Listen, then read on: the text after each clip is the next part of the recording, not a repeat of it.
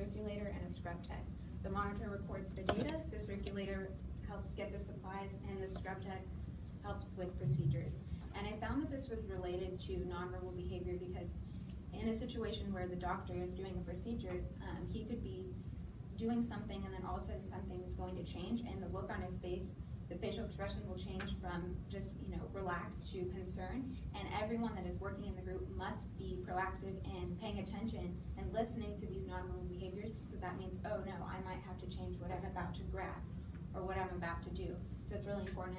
And occasionally they will also use hand signals like L4, which means that they're going to put a catheter in or something like that. So they definitely have to be paying attention to hand gestures and facial expressions when they are doing procedures.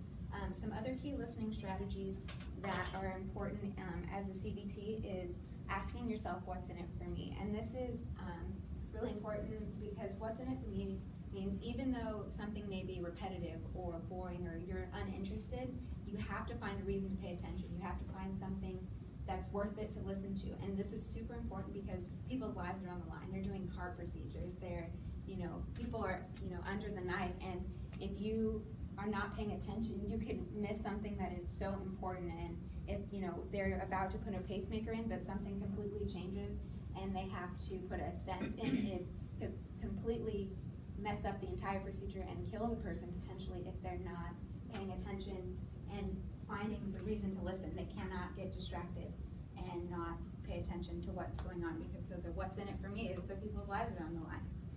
Another one is listening before you leap. That is really important, which means you make sure you understand something before you jump to conclusions or respond.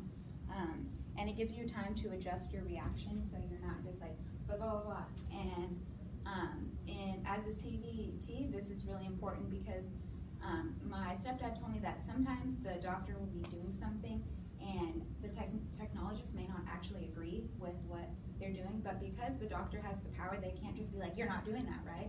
That doesn't work, you can't do that, that's the doctor. And so if they do have something to say and they want to make a point and dispute it, they have a time that's called a timeout, which happens before the procedure. And that's when they kind of give the background information on the patient, what they're about to do, and everything that's going to go on. And if you don't agree with something that the doctor is going to do, you can say, oh, this is like, I think you should do this instead, and the doctor has to come to a conclusion. But you can't just jump to conclusions yourself because that could mess up the whole procedure. And lastly, is taking relevant notes. This is a job as a CBT. The monitor is the person who takes the notes.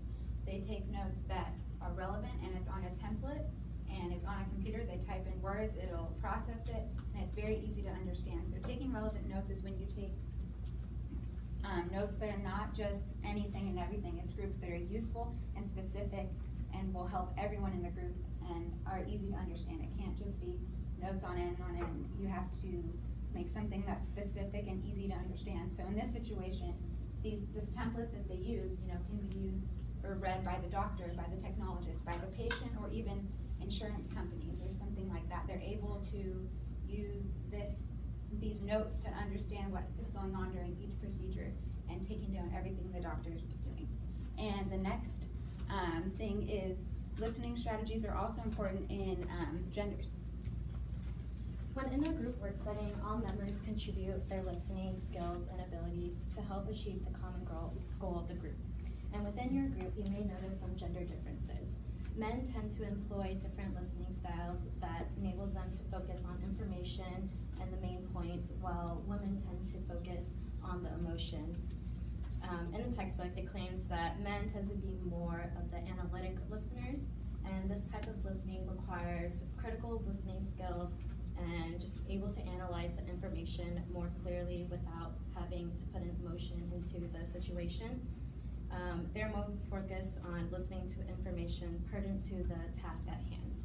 And for women, they are more empathetic listeners, and this enables them to put themselves in the speaker's shoes and imagine them in their situation and motives and their feelings. I interviewed Megan Walsh, who is a director of programs at the Sierra Service Project. And just a quick overview, the Sierra Service Project is a nonprofit organization that provides life-changing youth service projects in low-income communities. The premise for her work is to find communities, create relationships with them, and to serve them. She works within a group of 5, and they all do that work together to help find communities that need the help. So she meets with various amounts of community members, leaders, who have a lot to say and claims to plead, and she is always accompanied with at least 2 other work partners for extra years. One of my first questions I had for Megan was if she noticed differences between her listening styles to the listening styles of her male colleagues. And she informed me that she did notice her male colleagues' ability to recall information more quickly and the main points of the speaker's claims, arguments, and speech, whatever they say in the speech. And while herself and other female colleagues tend to be more focused on connecting with the emotional message and undertones of the conversation. Megan expressed this as a good tactic to get work done because her work group were able to obtain information on both logical and emotional perspective. And having both analytic listeners and empathetic listeners helps Megan's group finalize decisions that are hard to make. There was a meeting where a decision had to be made where one of the 6 communities had to be cut back due to budget issues and needs. So after the members of each community made their claim to why they should still continue during the summer, Megan and her team had to decide which community no longer will be a position for volunteers to work at. And there was a pattern with the female members. They made more emotional claims like how important it was to keep those ties with those organizations because they've been with them for 5 years and the social networking within that group was important to keep, and there was still work that needed to be done. As for the men who made claims that this community was the least volunteer signups, so even if they did continue it, volunteers won't want to go there. So they made those type of claims, more practical claims. And it was interesting to hear that she noticed the gender differences clearly in the work setting and how beneficial Megan's group dynamic because men are able to hear the facts and main points while the females are able to put themselves in that person's shoes and focus on understanding the member's situation, motives, and feelings. Gender differences have significant effects on the way each group member listens and responds to one another, as well as cultural differences. Cultural differences have significant effects on the way that group members listen and respond to one another.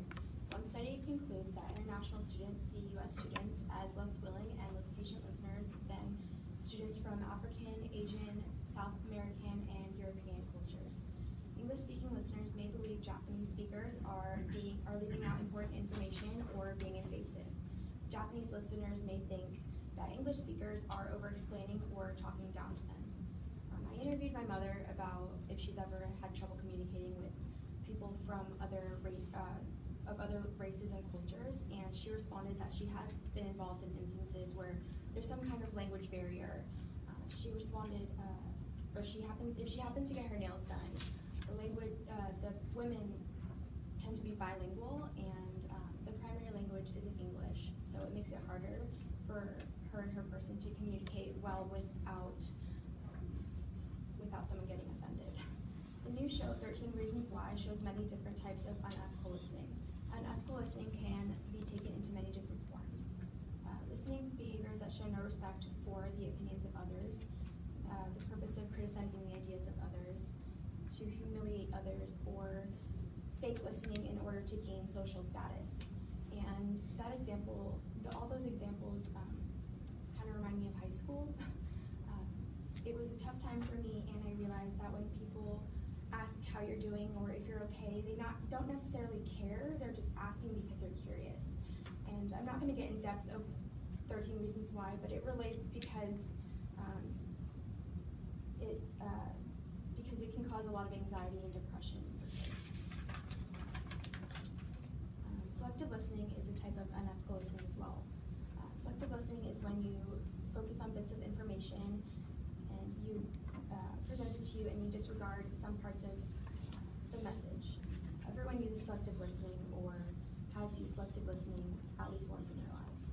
When I interviewed my mom, I asked if she's ever used selective listening in the workplace or in her personal life.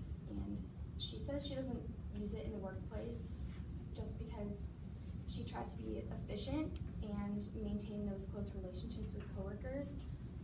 On the other hand, in her personal life, she uses it quite often, and I know that from personal experience. Sometimes she's on her phone while I'm telling her something, and she's hearing the words that I'm saying, but she's not necessarily understanding and grasping like what I am saying and hearing me. And I know she doesn't do it on purpose. We all do it. So those are all the different types of listening that we went over